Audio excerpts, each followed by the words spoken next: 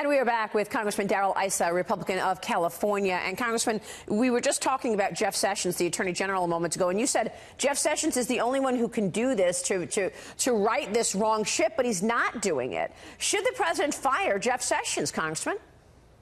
Well, I think that the president has an obligation to make it clear, and I think he's done that Jeff Sessions has to step up to the plate and do his job. He's ordered open and transparent communication. In other words, give Congress the documents they're asking for in the most unredacted way possible.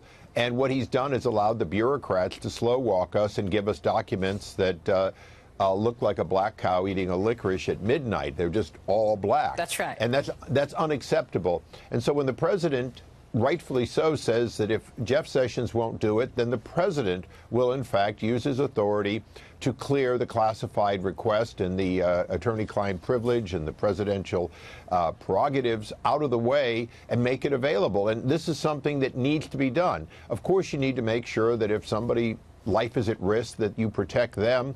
But after that, the rest of it really is the president saying he wants to be open and transparent, and every one of his cabinet officers needs to heed that and provide that kind of information quickly. Yeah. Well, why wouldn't he declassify these documents, Congressman? I mean, you know, when I asked him that, when I interviewed the president in July of this year, he said, well, some people are saying don't do it. You know, they don't want me to get involved. And then, of course, we know that the special counsel is trying to look for any obstruction. But why would that be obstruction? Wouldn't that just be shining a light on things, making it more transparent? What's the downside risk? Well, one of the interesting things is, of course, the special prosecutor gets everything completely unredacted. We're only asking to, quite frankly, look over his shoulder and look over the shoulder of other investigations that should occur.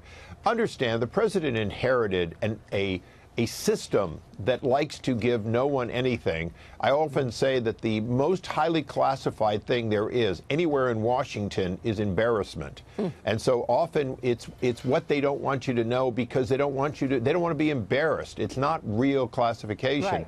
Right. The president is doing the right thing, exactly the opposite of President Obama. He's saying make it open and transparent. When Jeff Sessions was a senator, he certainly would have said, I want the information. He, in fact, maybe not as quickly as John McCain, made the moral argument that we needed to know about Benghazi and prevent that from happening again. Right. And he demanded documents. Now he needs to be on the other side saying Congress has an absolute right, the American people have a right, and he needs to lead that or get out of the way. And when I say get out of the way, somebody has to replace him that will do it if he won't. Well, you said that the special counsel gets to see everything unredacted. You know, a lot of people have been making the point recently, me included, that the special counsel's investigation will not have credibility unless he looks at everything, both sides. I mean, we know that Hillary Clinton and the DNC paid upwards of $1 million for that dossier. They spent the money on the dossier, then they used the dossier to get a warrant to wiretap. They did not tell the FISA court that the DNC and Hillary Clinton paid that $1 million for it. And yet, you know, we haven't heard a word about this from the special counsel. Can Robert Mueller continue this investigation without looking at the FISA process and what took place in 2016? Well, I think a way to put it, and I agree with you, is Rod Rosenstein needs to give specific instructions that says you can and should do that. And if he isn't willing to do it, we have to look to his own culpability in that false FISA warrant that he had a part in. Right, he's a witness. Let me switch gears real quick, Congressman, and ask you about China and trade, because really stunning developments on Friday when the president decided to stop Mike Pompeo from going to North Korea for this planned trip, and then talked about how China is not where he thought they should be in terms of trade. Where are we in this battle with China right now? Well, you know, the way you get a deal, whether it's a national security deal with North Korea and their nuclear weapons, or a trade deal that begins to give some level of fairness from China, is you've got to be willing to walk away from it. The president is the master of the art of the deal.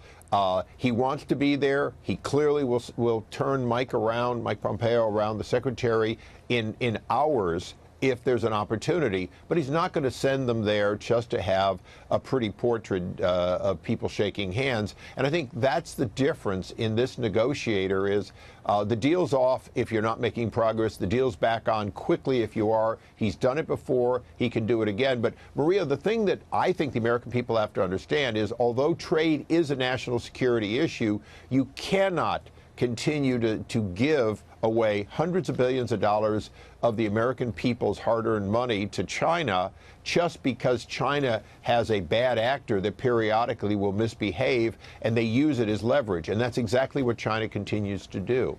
It's true. And they won't even admit that they're taking the IP and that they're stealing so much technology from the U.S. and forcing the transfer of tech. So we'll see if this strategy works in terms of changing China's behavior.